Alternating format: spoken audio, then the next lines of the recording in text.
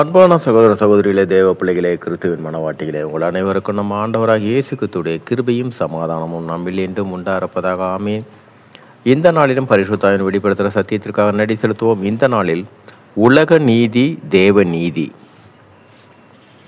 இந்த உலக நீதி பார்வைக்கு பார்த்தீங்கன்னா நன்மையாக தெரியும். ஆனால் அந்த காரியத்தில் முடிவு பகை, விரோதம், கோபம் எல்லாமே இருக்கும். இப்போ உலகப்புறமாக ஒரு காரியத்துக்கு வருவோம். இப்போ 2 சின்ன பிள்ளைங்க இருக்கான்னு வச்சு, 2 பசங்க நம்ம வீட்டில் வளர்க்குறோன்னு வச்சுக்கலாம். இந்த உலகத்தை சார்ந்திருக்கிறோம். இவங்க எப்படி அந்த பிள்ளைங்களை பார்த்தீங்கன்னா, ஒரு ஸ்வீட்டு வாங்கினாலும் சரி 2 பாக்ஸு வாங்குவாங்க 2 பிள்ளைங்களுக்கும் தனித்தனியாக. இது தாங்க முதலாவது நமக்குள்ளே தொடங்குற பகை உணர்வு. ஆனால் இந்த காரியம் பார்த்திங்கன்னா நல்லதாக இருக்கும். ஆமாம், ஏன் அந்த காரியம்னா 2 பேருக்குள்ளே அடிச்சிக்க கூடாது. இந்த பகை அடிப்படையாக நாம் உலகத்தின் பார்வைக்கு இது நல்ல விஷயம். அவங்க ஒன்று வாங்கிட்டு ஒன்று தான் கண்டிப்பாக 2 பேரும் அடிச்சுக்குவாங்க. இது இந்த 2 காரியம் வரும்போது அங்கே என்னன்னா, நம்ம தான் அந்த உலகத்துடைய நீதியை குழந்தைங்களுக்கு நமக்கு கற்றுக் கொடுப்பதே நாம் தான். உலகத்துடைய நீதி பகை ஆரம்பத்தில் இருந்தே ஸ்டார்டிங்கே. இதனுடைய பிரதிபலன் எங்கன்னு பார்த்தீங்கன்னா, கடைசி காலங்களில் 2 பிள்ளைகளை குறித்து அவருடைய நடக்கைகளை குறித்து பெற்றவங்க மனசு கஷ்டப்பட வேண்டியிருக்கும்.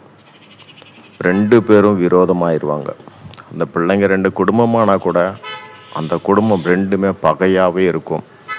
இது ஏதோ வெளியிலேருந்து வந்ததில்லை, உள்ளுக்குள்ளாக அடிப்படையாக நாம் அவர்களுக்கு சிறு பிள்ளையாக இருக்கும்போதே அந்த பகையை ஊட்டி வளர்த்தது. ஆனால் காரியம் நல்ல விஷயம். ஆனால் பகை என்ற உணர்வு நமக்குள்ளே இருக்குது,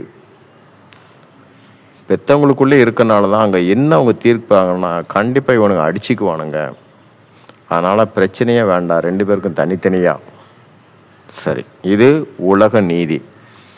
தேவ நீதி பார்த்தீங்கன்னா அடித்தளமே அன்பு தான்.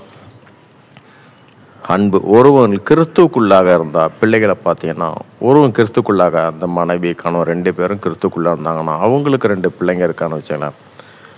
ஒரு பாக்ஸு ஸ்வீட்டு மட்டும் வாங்கிட்டு வந்து, இந்தப்பா 2 பேரும் நீங்கள் வாளுக்கு பாதியை பிரித்து எடுத்துங்க, ஒரு ஸ்வீட் பாக்ஸ் தான். அண்ணங்கிட்ட கொடுக்கும்போது பார்த்தீங்கன்னா அவன் கொஞ்சம் அதிகமாக எடுத்துட்டான்னு வச்சுங்களேன். இப்போ தம்பி வந்து சொல்லுவான், அப்பா அங்கே பாருங்கப்பா, அண்ணா நிறைய எடுத்துக்கிட்டான்.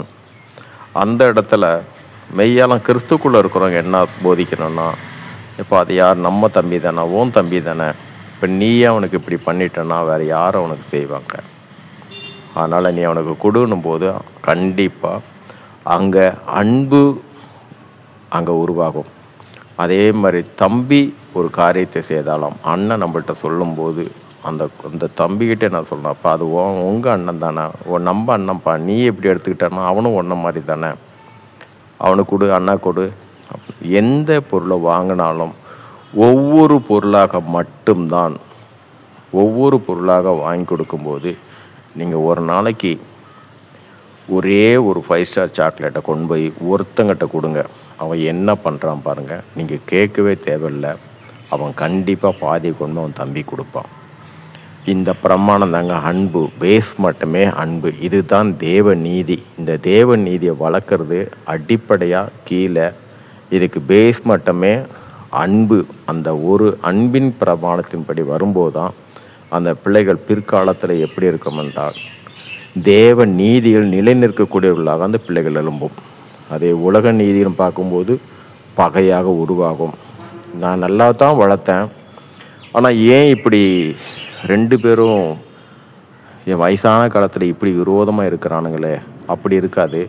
நம்ம எண்ணிக்கொள்வோம். ஆனால் ஆரம்பத்தில் விதைச்சதும் நாம தான், அது தண்ணி ஊற்றுனதும் நாம தான்.